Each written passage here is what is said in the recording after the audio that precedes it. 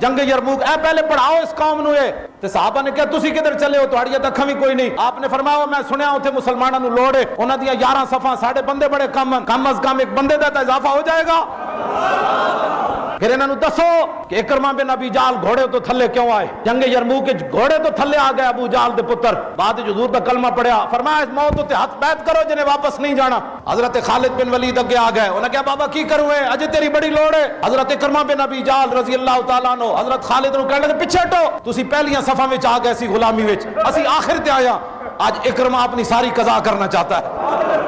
سب تو پہلے آپ دے پتر نے بیعت کی تھی. جس قوم دے لوگ اپنے پتروں نو ناموس رسالت تو بچا کے رکھن یہ ملک کی تقدیر بدلیں گے. یہ تو اپنے بچوں کو کہہ رہا حالات نہیں ٹھیک بس سیدھی سیدھی نماز پڑھیا کرو. تو انہیں جانا جب سب کچھ تو حضور کی ذات ہے کون سی نمازیں تو پڑھتا ہے؟ اپنے بچوں کو ناموس رسالت پر بات نہ سننے دیں نہ بات کرنے دیں. نہیں سیدھا دین تو رسول اللہ کی ذات کا نام ہے. اگر حضور کی ذات کا نام نہ ہوتا تو ایک تیر بھی حضور کی طرف صحابہ نے نہیں آنے دیا. نہ ذلیلو تیر حضور کی طرف آئے یہ ہمارے جسم ہمارے چہرے جب ختم ہو جائیں گے پھر کوئی تیر حضور کی طرف آئے گا. اس سے پہلے کوئی تیر نہیں آ سکتا حضور کی.